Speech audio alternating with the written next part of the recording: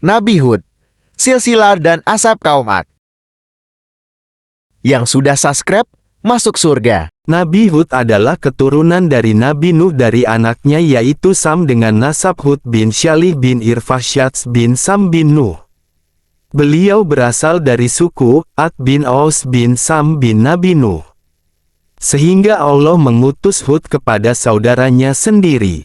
Semasa hidupnya Nabi Hud alaihi salam menempati sebuah daerah yang disebut dengan Al-Ahqaf, tepatnya di sebelah utara Hadramaut, berada di antara Yaman dan Oman.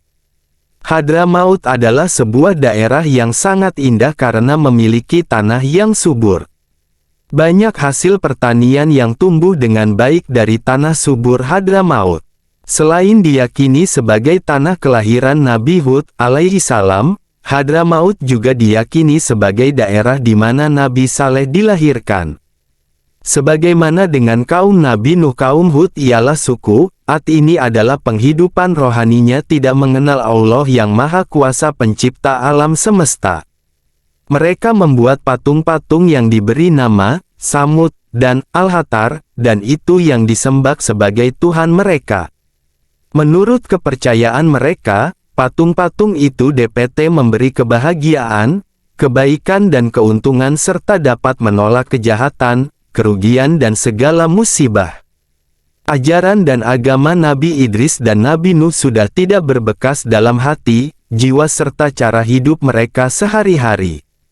Kenikmatan hidup yang mereka sedang tenggelam di dalamnya berkat tanah yang subur dan menghasilkan yang melimpah ruah menurut anggapan mereka adalah kurniaan dan pemberian kedua berhala mereka yang mereka sembah.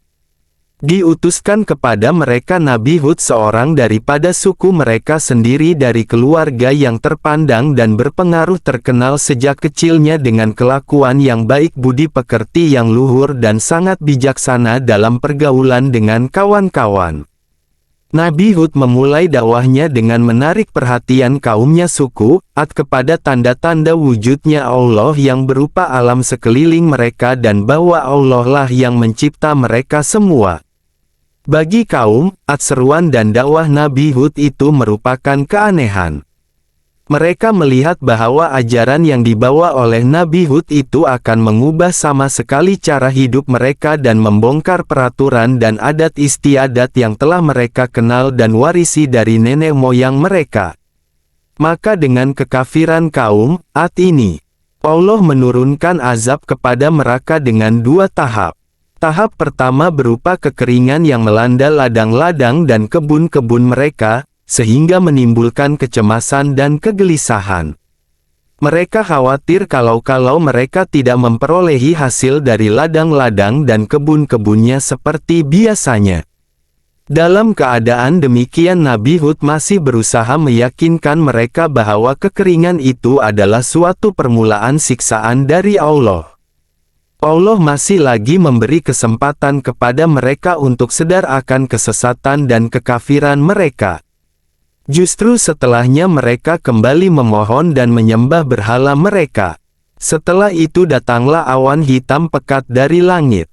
Mereka bersorak gembira. Mereka berpikir berhala yang mereka sembah menjawab permohonan mereka dengan hujan.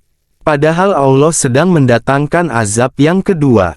Nabi Hud berkata bahwa awan hitam ini akan membawa kehancuran kamu sebagai pembalasan Allah yang telah kujanjikan dan kamu menantangnya untuk membuktikan kebenaran kata-kataku yang selalu kamu sangkal dan kamu dustai. Seketika kaum Ad ketakutan, berlarian mencari pertolongan. Waktu telah terlambat, begitu pula tobat saat azab telah datang. Sambaran petir beserta angin badai menghancurkan dan membinasakan seluruh kaum Ad.